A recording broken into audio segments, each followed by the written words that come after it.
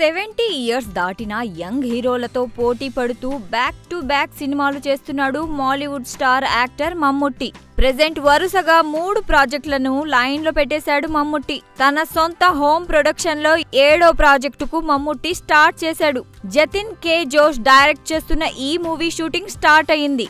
ఈ మూవీలో Jailer fame Vinayakan key role అంట. ఈ ప్రాజెక్ట్ గతంలో వచ్చిన ఓ మూవీకి సీక్వెల్ అని నెట్టింట కామెంట్స్ వస్తున్నాయి.